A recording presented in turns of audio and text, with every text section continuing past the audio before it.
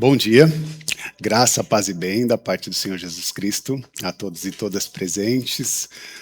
Um dia especial, confesso que estou bem empolgado em continuar a nossa conversa a respeito das revelações que eu tenho me inspirado em compartilhar com vocês. Então, quero primeiramente desejar a graça, a paz, o bem do nosso Senhor e Mestre, que a perspectiva do amor, da graça do Senhor esteja em nossos corações e que nós possamos sair daqui como já estamos envoltos dessa esperança que Deus está restaurando na nossa caminhada. Sejam todos acolhidos por essa paz que só Deus pode realmente traduzir nas nossas vivências. Eu também cumprimento você que nos acompanha pelas plataformas digitais, sejam muito bem-vindos e bem-vindas, que você possa compartilhar com seus amigos e familiares esse tempo sagrado, essa mensagem que vem dos céus e que o Senhor possa falar conosco, em nome de Jesus. Amém? No domingo passado, convidei a comunidade a fazer uma leitura sobre o texto do Evangelho de João, capítulo 11. E a gente conversou muito a respeito da coragem de Jesus. Falávamos de uma postura corajosa de Jesus, frustrando a expectativa das pessoas que estavam solicitando a ele uma presença urgente por conta de um cenário terrível, que era exatamente aquele momento em que Marta, Maria e Lázaro passavam por um momento difícil em sua vida, porque elas estavam ali olhando para Lázaro e vendo o seu adoecimento chegar próximo da morte. Elas estavam desesperadas e esse cenário ele precisa ser respeitado. Toda vez que a gente está diante do sofrimento, toda vez que a gente está diante da morte, o nosso coração se dilacera, a nossa vida fica mais frágil, a nossa mente também se fragiliza. E eu vejo que essas mulheres estavam diante desse cenário tão difícil. E no domingo a gente falava muito da perspectiva de Jesus, né? Como que ele se comportou diante dessa dinâmica, porque elas solicitavam para Jesus a sua presença e Jesus decidiu naquele momento ficar mais 2 dias no lugar onde ele estava. Jesus não atendeu à urgência ou à expectativa que elas tinham diante daquele cenário. É óbvio que, enquanto comunidade, e a partir da narrativa que eu construí, nós saímos daqui encorajados a sermos como Jesus, no interesse de não estarmos ou sermos atravessados pela agenda de terceiros, tomando sempre o cuidado de manter a autonomia da nossa agenda, dos propósitos, da missão que nós temos, porque senão a gente corre o risco de carregar a carga de outras pessoas, a gente corre o risco de carregar o peso, o fardo de outras experiências que não são nossas. Isso também nos adoece. Então, é necessário, importante que estejamos todos com o coração aberto, solícito para a cura, para o resgate, para o amor, para a oração, mas respeitando a nossa dinâmica, respeitando a nossa vida, o nosso corpo, a nossa vivência, a nossa expressão no mundo precisa ser respeitada antes. Como bem disse a nossa irmã no final da reunião, que eu não deixo de, acabo não esquecendo desse momento, que ela lembrou muito bem, quando você está numa turbulência violenta no avião, as máscaras caem, e a primeira coisa que você precisa fazer é colocar a máscara. Você precisa colocar a máscara primeiro para depois tentar ajudar outra pessoa, porque se você não colocar a máscara, pode ser que você não tenha oxigênio suficiente para continuar essa viagem. Da mesma forma, a nossa espiritualidade se traduz na vida com essa dinâmica. A gente precisa do autocuidado, a gente precisa se olhar, se perceber, cuidar também da nossa saúde mental, para que a gente, a partir dessa vitalidade, possa sim se colocar à disposição de ajudar e de cuidar do outro e do próximo. Ame a Deus, ame a si mesmo. Amar a Deus ou fazer com que o amor traduza ou se traduz em ti, é a oportunidade para que você possa fazer com que essa dinâmica de relação com o sagrado se exponha a todos aqueles e aquelas que estão ao nosso redor. E é dentro dessa perspectiva que eu continuo a minha conversa nesse cenário de João, capítulo 11. Você pode deixar o texto aberto, se você estiver com a Bíblia, o aplicativo, porque eu vou reagindo em cima dessa leitura. Eu não vou ler o capítulo completo, porque ele é extenso, mas é uma história que a gente já conhece. E o que eu quero me ater é sobre os detalhes dessa conversa, o detalhe dessa trajetória, desses dias. Hoje, como eu já observei, né, sobre que a gente já tem caminhado de uma maneira e feito uma leitura bíblica muito madura, muito coerente, muito responsável, por estar diante de uma comunidade muito madura e sabendo que essa comunidade não foge das tensões que a vida impõe, eu queria convidá-los e convidá-las a olhar o texto bíblico no outro lado agora, né?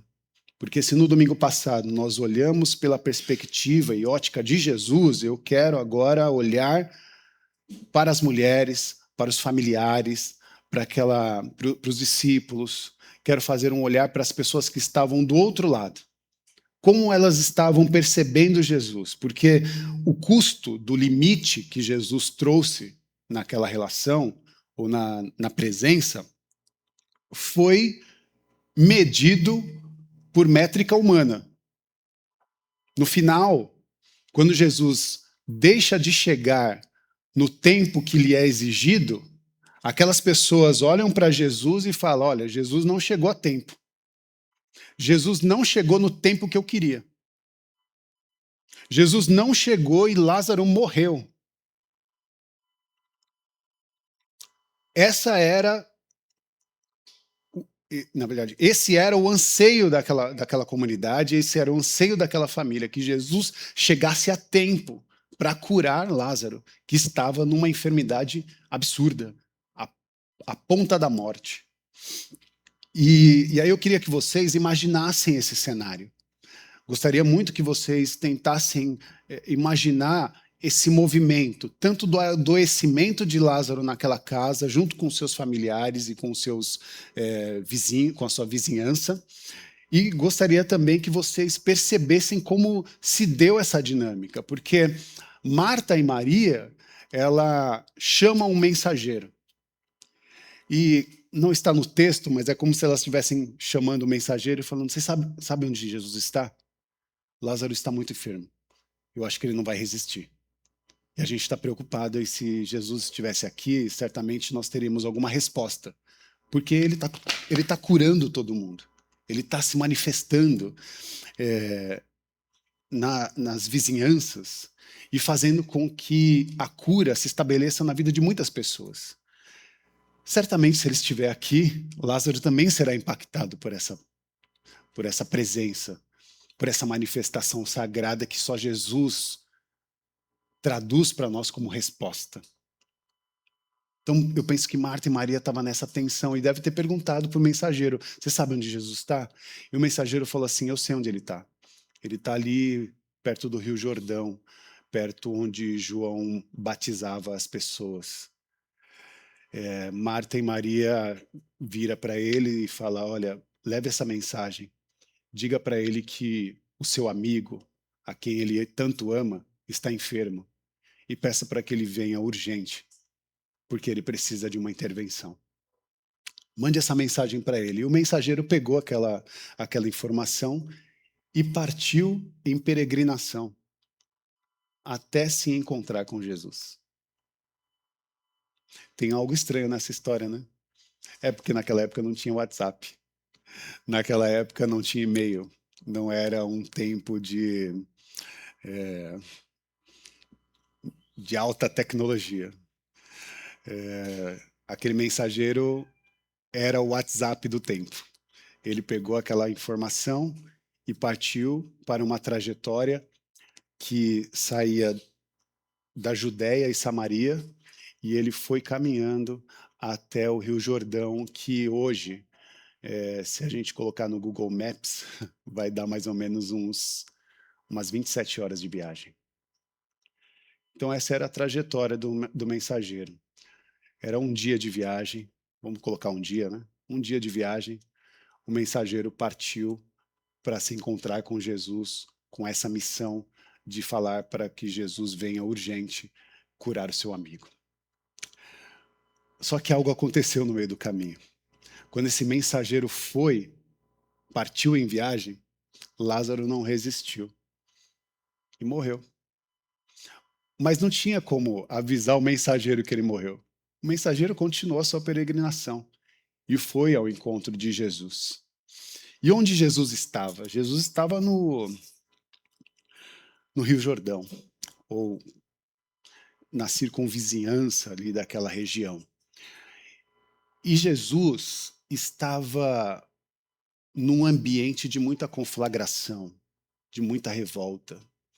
Jesus estava num ambiente em que estava reunida toda a classe trabalhadora daquela época. Ali estavam os trabalhadores, que eram nada mais nada menos que os pescadores, aqueles que viviam da pesca, porque a pesca era o que ditava o ritmo daquela região, daquele território. E Jesus estava com os pescadores, Jesus estava com os trabalhadores, e estava no meio dessa conflagração porque os pescadores estavam revoltados com o aumento das taxas sobre o trabalho que eles exerciam. E eles estavam reivindicando melhores condições de trabalho, melhores condições também de remuneração do esforço que eles praticavam no exercício do seu trabalho. E Jesus está lá, lutando por direito trabalhista. Jesus está lá, junto com os pescadores, lutando por condições dignas para aqueles trabalhadores continuarem a sua jornada, a sua caminhada. Está no meio daquele povo. Marta e Maria, quando recebe essa informação de onde Jesus estava, provavelmente disseram: Jesus está sempre se arriscando, né?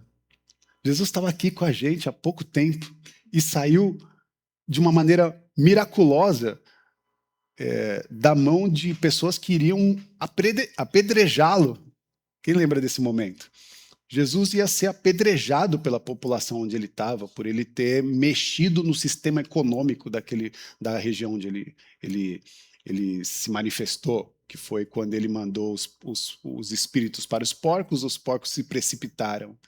Isso mudou a economia da cidade, e eles ficaram revoltados e tentaram apedrejar Jesus, e Jesus some de maneira miraculosa, e ninguém sabe para onde ele foi, a não ser o mensageiro que diz: Jesus está ali perto do Rio Jordão. E Marta e Maria falou: Jesus está sempre se arriscando. Quase morreu aqui, agora está lá no meio daquele grupo que está militando por direitos, aquele grupo que está lutando pelas suas condições, mas está se arriscando, porque ali tem um sistema, né, que não quer que aquela revolta aconteça. E Jesus está nesse cenário. Os pescadores estão revoltados e Herodes está praticando absurdas taxas sobre aqueles trabalhadores. E por que Herodes fazia isso? Porque ele queria agradar Tibério César. Ele queria agradar o imperador. E ele fazia isso, ele tentava render, né, mais para que esse dinheiro chegasse para o imperador e o imperador, né, fizesse toda aquela troca possível. Então havia interesses econômicos, políticos, né, muita manifestação militar ali para tentar acalmar aquela população. Então era um lugar complicado, era um lugar de muita revolta, era um lugar de muita disputa, de muita sublevação. Jesus estava ali. E ainda tinha os zelotes, que eram os radicais, que estavam tentando fazer, de fato, uma movimentação para saquear tudo e para arrebentar. Nada diferente do que acontece hoje, né? Hoje, quando há revolta, quando há luta, as pessoas vão para a luta, vão para a rua, vão reivindicar os seus direitos, e tem os radicais também que tentam fazer isso à força, né? E Jesus está no meio dessa situação. num cenário político tenso, complicado, tentando ajudar os fragilizados, que eram os trabalhadores. E no meio desse cenário real, político, tenso, chega a notícia no verso 3. Nós estamos lendo João 11, versículo 3, que diz assim: Senhor, aquele a quem amas está doente. A mensagem chega a Jesus. E o que Jesus faz? Jesus ouve essa mensagem e se retira. E depois ele diz aos discípulos que vai ficar mais um momento naquele lugar. Jesus fica mais 2 dias onde ele está. Estão conseguindo imaginar o cenário? O mensageiro vem com uma notícia dizendo que Lázaro está enfermo, mas ele não sabe que Lázaro morreu. Ele se encontra com Jesus. E Jesus fala: nós vamos ficar mais 2 dias aqui. E aí eu queria muito, desculpe, conversar com vocês sobre essa dinâmica do tempo, que é uma guerra entre o Cronos, né, a cronologia do tempo, que é o lugar onde a gente vive, e o Kairos, que é o tempo que Deus vive. Todo mundo sabe que a gente está preso ao tempo, né? Todo mundo sabe que não sabe quanto tempo tem. E quem não sabe quanto tempo tem, tem muito pouco tempo. A gente vive sobre essas tensões. A gente está preso ao tempo, mas o eterno, ou melhor, o sagrado está na eternidade. Ele não está preso no tempo. O sagrado está na eternidade dá para ver tudo. A eternidade é como um livro, é como um palco. A eternidade tudo vê, tudo percebe, tudo visualiza. E embora Jesus estivesse preso ao Cronos, ele tinha o coração na eternidade. O seu olhar era o olhar do eterno. E é uma grande agonia dessa história, porque eles estavam vivendo uma certa defasagem, tanto os discípulos quanto aqueles familiares, Marta e Maria, até Lázaro nessa condição, de entender que entre nós, Deus se manifesta de maneira diferente no tempo. E essa é uma tensão, porque as irmãs estavam presas nesse cenário. Estavam presas nesse relógio. E elas não sabiam quanto tempo elas tinham. Elas estavam buscando um socorro, mas não sabia quanto tempo de vida Lázaro tinha. E nós somos assim. Nós vivemos dessa maneira.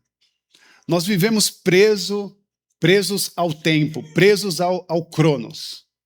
E essas tensões também nos atravessam. Da mesma forma como Marta e Maria estavam tensas por não saber o futuro do seu irmão, nós também vivemos sobre essa mesma ótica, porque o nosso tempo é o tempo pautado pelo desespero. O nosso tempo é o tempo pautado pelo boleto, que vai vencer depois de amanhã. O nosso tempo ele é pautado também pelo diagnóstico que chegou e a gente não sabe como vai ser a partir de agora. O nosso tempo também é pautado pelas relações que nós construímos e que nós estamos nos doando sem saber se aquela doação, aquela entrega vai durar muito tempo. Então a gente organiza toda a nossa vida sobre essa dinâmica tão tensa que o próprio tempo exige de nós. E a gente está preso sobre essa condição, porque para nós o tempo corre diferente. O tempo ele corre em contagem regressiva.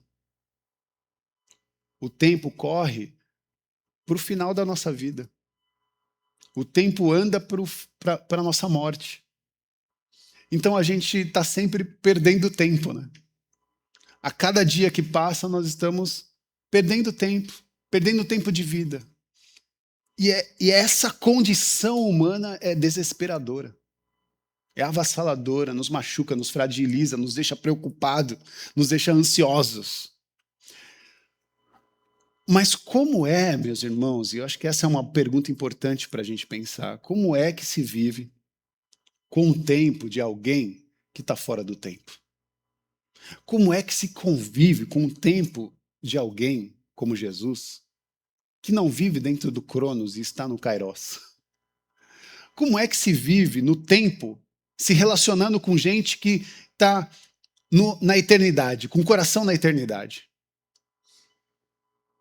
Essa é uma forma de melhorar um pouco mais a nossa relação com o sagrado, se a gente conseguir compreender o que está acontecendo aqui. Porque o Deus eterno não tem pressa. O Deus eterno está vendo tudo como se fosse um palco. Ele vê todas as coisas. E torna a repetir que da eternidade dá para ver tudo. O que a gente não consegue ver se dá pela nossa fragilidade de estar preso ao espaço-tempo. Jesus estava, obviamente, preso ao tempo humano, mas estava com o coração na eternidade. E isso é importante para que a gente continue essa história, porque aqui aparece uma pergunta que rasga o nosso coração, que abala também a nossa espiritualidade no meio, quando a nossa fé se dá conta de que nós sabemos,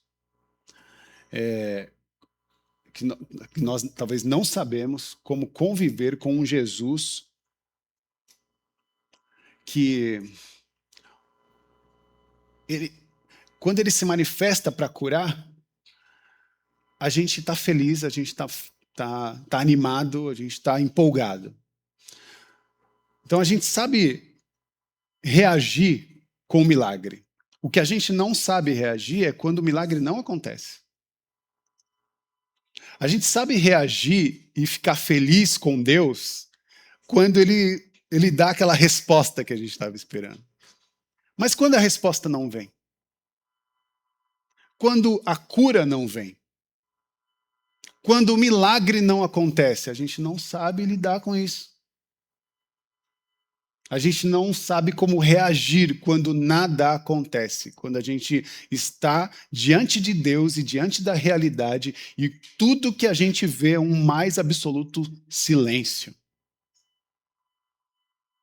É o que essas irmãs estavam vivendo.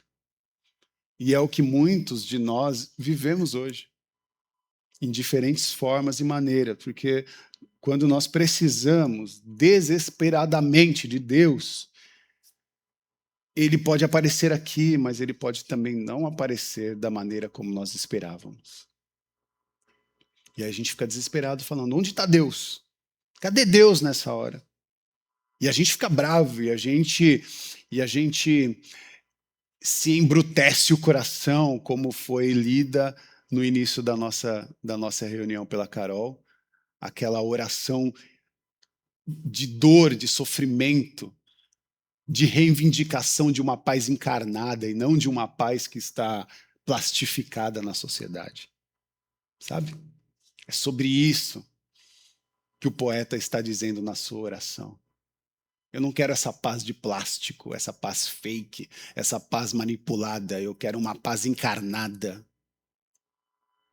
Uma paz que reage no mundo real, no chão da minha vida, no chão da minha experiência. Então, quando Jesus agora está diante da agonia, desse silêncio, ele também começa a se manifestar com reações humanas. Né? Isso é extraordinário.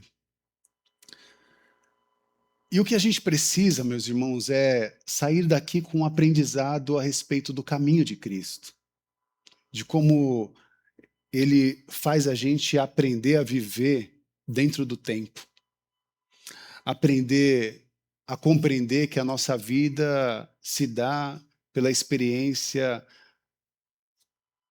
de cada etapa, sabendo que há tempo para plantar e há tempo para colher, sabendo que há tempo para a gente parar e há tempo de avançar.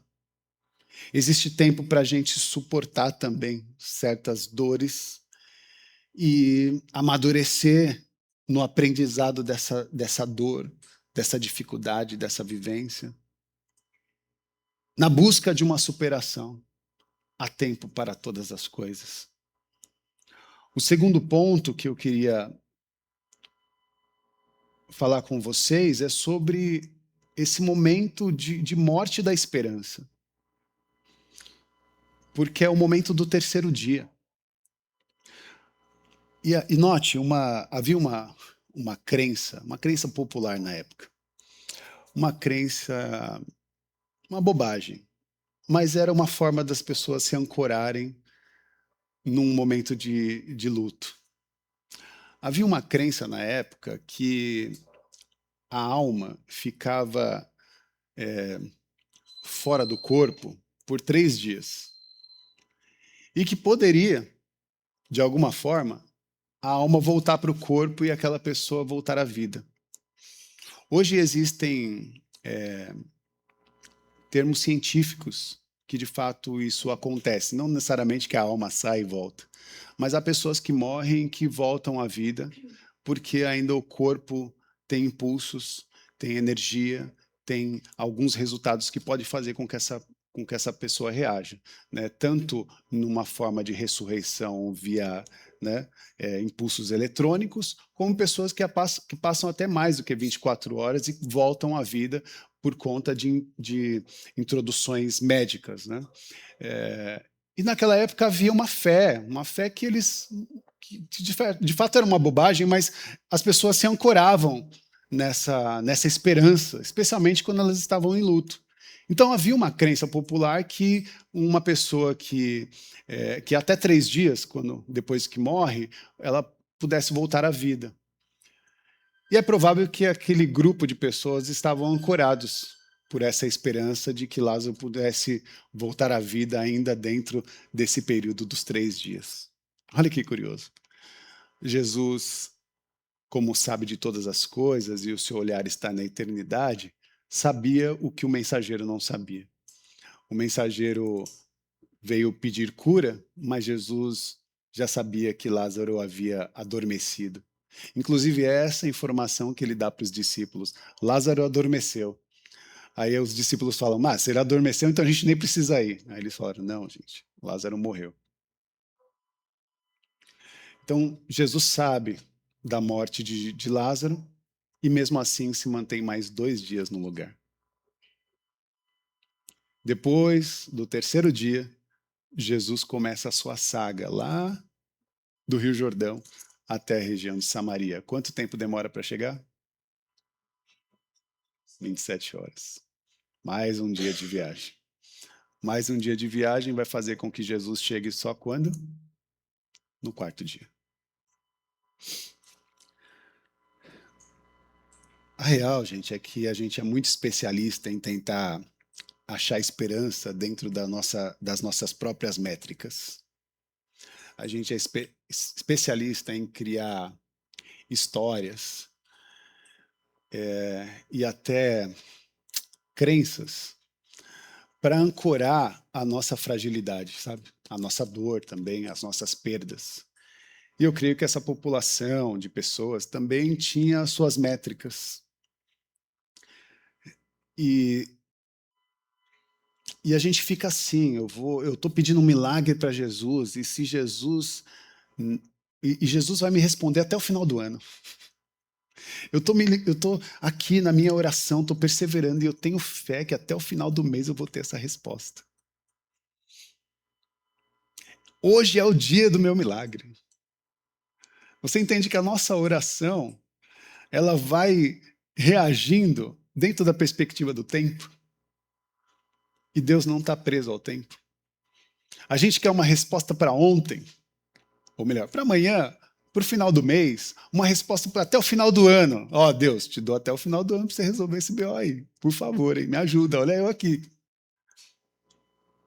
Mas Deus não está preso ao tempo, ele não faz métrica da sua atuação dentro do estado de aprisionamento que nós vivemos. Deus atua no mundo com liberdade e o primeiro dia passa e Jesus não vem. Deus continua atuando no mundo com liberdade, com seu coração na eternidade, mas vem o segundo dia e ele não chega.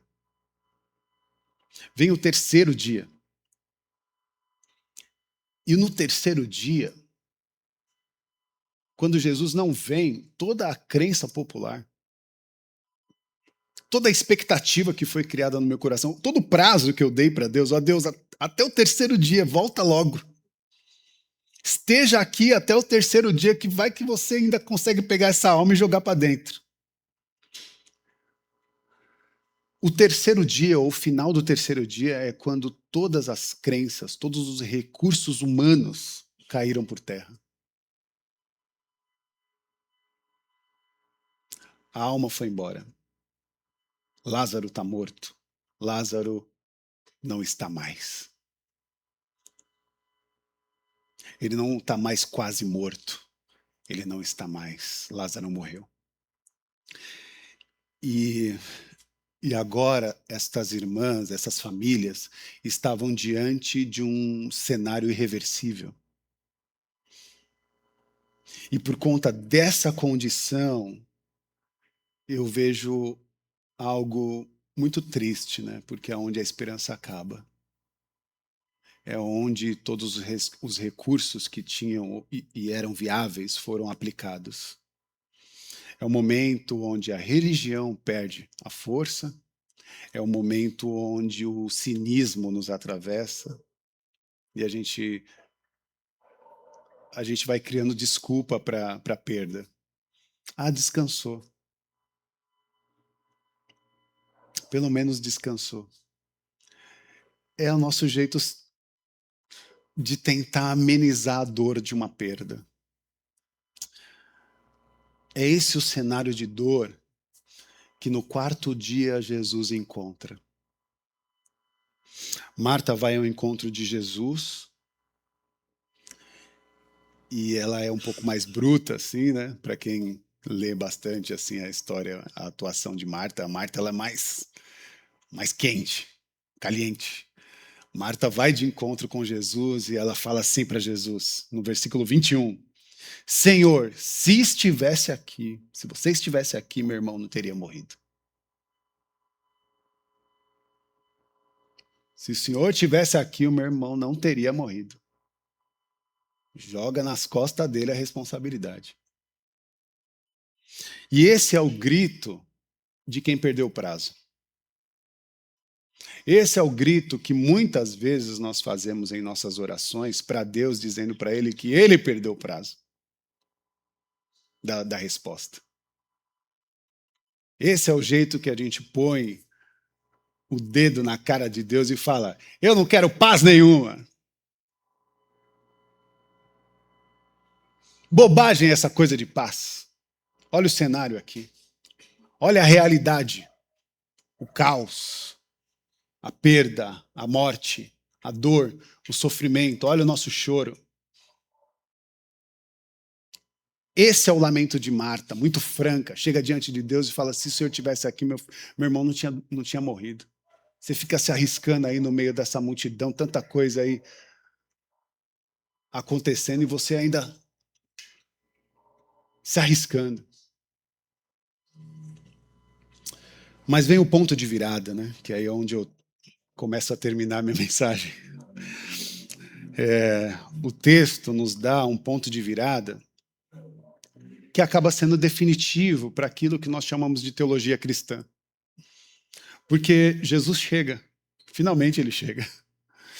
E ele não chega no terceiro dia, mas ele chega no quarto dia. E ao chegar no quarto dia, quando ele pede para tirar a pedra, lá no versículo 39, Marta, mais uma vez Marta, vira para Jesus e fala: Jesus, Está cheirando mal. Já é o quarto dia. Ela faz questão de enfatizar a situação e o cenário. Jesus fala, tira a pedra. E Marta fala, Jesus, é o quarto dia já, tá, cheira mal. O corpo já cheira mal. A situação aqui é de decomposição, Jesus. O que você está querendo fazer? Não adianta mais. A perda de esperança, a falta de fé, a falta de crer numa mudança de cenário aqui tinha se esvaindo, né? Estava se esvaindo, porque Jesus não chegou no tempo que devia. Agora, por que Jesus chega no quarto dia? Por que ele chega só no quarto dia? Alguém sabe responder essa pergunta? Porque, meus irmãos e irmãs, ele sempre prometeu para os seus discípulos que ele viria no quarto dia. Ele sempre disse que ele voltaria no quarto dia. Ele sempre disse para os seus discípulos que no quarto dia ele estaria de volta. Quando tudo estivesse humanamente perdido, ele disse que voltaria. E ele vem. E ele vem no quarto dia, quando tudo que resta é a manifestação do poder de Deus. E o poder de Deus se manifesta sobre a morte através de Jesus, porque ele vem para aquele povo quando a necessidade não é mais de um simples remédio, não é mais de uma atuação médica. A necessidade é de uma completa ressurreição, de uma extraordinária ressurreição. Não há mais recursos. Agora, há algo interessante nesse processo, porque Jesus também se encontra com Maria. Marta vem na porta da cidade e fala para Jesus: se tivesse aqui, meu irmão não teria morrido. E Jesus disse, reagiu a ela dizendo: eu não disse para você crer. Eu não disse para você crer, mulher. E aí ele continua, e quando ele chega na casa de Lázaro, ele encontra com Maria. E Maria tem um temperamento diferente de Marta. E sabe o que ela fala para Jesus? Se o Senhor estivesse aqui, o meu irmão não teria morrido. Só que ela fala num outro tom, né? Fala com um choro atravessado, olhando para Jesus e dizendo: ah, Jesus, se você estivesse aqui, meu irmão não teria morrido. Nesse momento, Jesus chora. O versículo diz: Jesus chorou. Jesus chorou com Maria, porque naquele momento ele sente no teu coração a dor humana, a dor da perda. Ele sente o sofrimento. Ele, ele não é insensível ao luto. Ele não é insensível à dor humana. Muito pelo contrário, ele se demonstra sensível àquela dor, àquela memória do seu amigo Lázaro, e ele chora. Profundamente comovido, profundamente ferido também por conta daquela perda e chorando, né? Aquela perda com Maria depois daquele segundo anúncio. Jesus chorou. E eu acho que é importante a gente sair daqui entendendo que tem horas que Jesus vem para chorar. A gente está sempre esperando um Jesus, né, que vem com uma espada na mão tentando resolver todas as coisas. Ou com uma varinha mágica. Achando que ele vai chegar, então acabou o chororô, porque agora eu cheguei. Mas não, ele vem para se compadecer. E ele sofre juntamente conosco, sofre com a gente, chora conosco. E com o coração choroso, ele olha para aquela gruta e brada com voz de eternidade. Todo aquele choro de voz some quando ele olha para aquela gruta.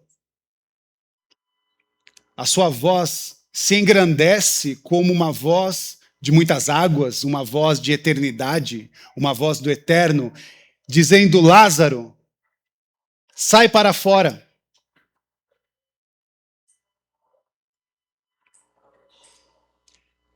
E aquele que estava morto sai. Finalmente sai para fora. A conclusão, meus irmãos, é que nós precisamos, enquanto comunidade, entender que não importa a maneira como nós chegamos aqui. Porque pode ser que você tenha chegado aqui hoje, no primeiro dia da sua crise. Pode ser que você tenha chegado aqui no segundo dia da sua dor, naquele dia do silêncio, em que você não tem resposta. O mensageiro não veio, Jesus não apareceu e o cenário é de caos. Pode ser que você esteja no terceiro dia, onde todos os recursos que você achava viável foi aplicado e nada aconteceu. A minha oração é para que você saiba que o Deus do quarto dia chegou. O Deus do quarto dia continua vivo e se manifestando e se estabelecendo para nós. Ele não nos deixa, ele não nos desampara, porque ele sempre prometeu para cada um de nós que quando não houver mais nenhum recurso, ele se manifestaria. O Deus do quarto dia. O Deus que para nós é o Deus que chega atrasado muitas vezes, mas que para ele, que vive fora do tempo, atua na sua performance com o coração cravado na eternidade. O tempo já não tem muito valor para o eterno, e talvez seja esse o grande convite que ele faz para nós. Um convite para que eu e você saiamos dessa condição de aprisionamento do tempo, para que possamos morar com o coração na eternidade. A dinâmica que Jesus propõe como um ensino para a comunidade hoje é que a gente possa viver, mesmo preso ao tempo, como Jesus estava. Ele estava preso ao tempo naquele momento, mas o coração dele estava na eternidade. E você que está presa e preso ao tempo presente, precisa se inspirar na trajetória de Jesus e fazer com que seu coração esteja conectado e preso, ancorado na eternidade. Porque é esse lugar que a vida não tem fim. É esse lugar que, quando não houver mais respostas, a eternidade responderá por ela.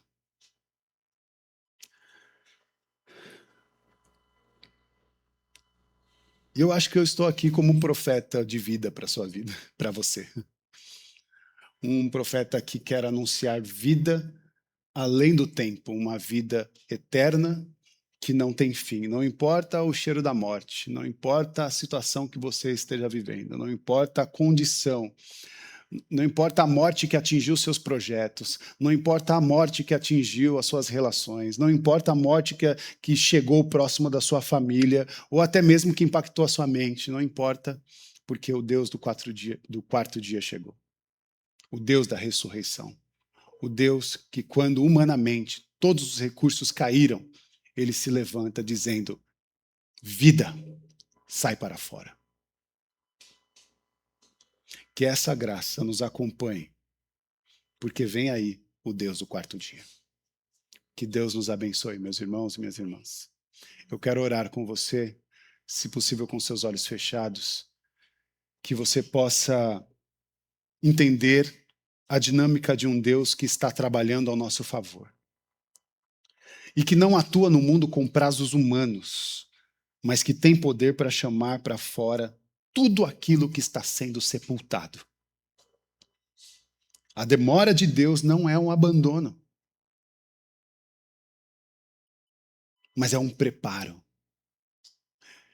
É um preparo para que a glória da vida de Deus seja distribuída em cima de toda a arrogância da morte, achando que tem poder sobre si mesma. Mas Deus se volta a ela dizendo: onde está, ó morte, o seu poder? Onde está, ó morte, o seu agrilhão? Onde está, ó morte, o seu poder, a sua capacidade de ferir? Onde está? Vem aí o Deus do quarto dia. Vem aí a ressurreição, o movimento da vida. Deus nos acolhe nesse lugar de esperança. Faça, Senhor, com que cada história aqui traduzida na vida dessas pessoas que chegaram nesse lugar receba a sua pedra removida.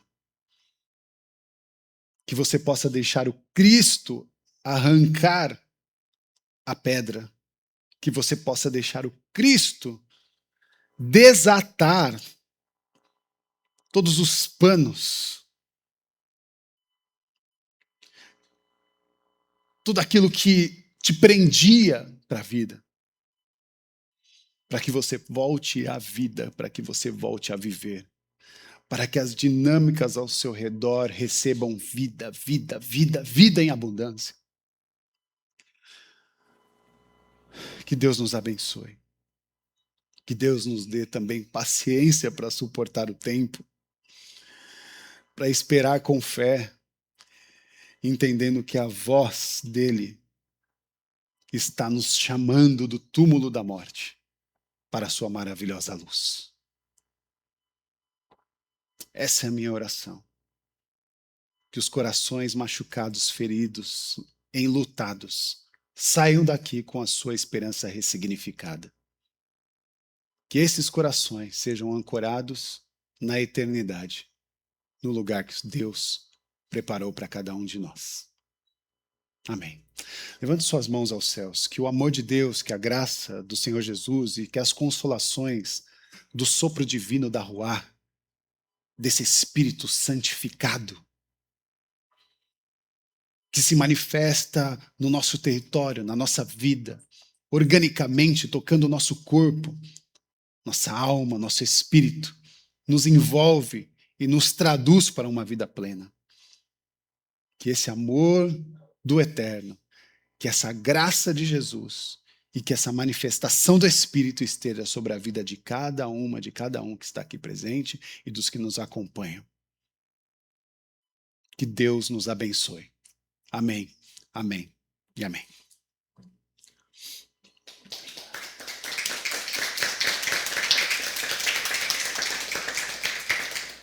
Dê um abraço caloroso em todos que estão presentes aqui e abençoe cada uma das vidas. Obrigado, Jesus.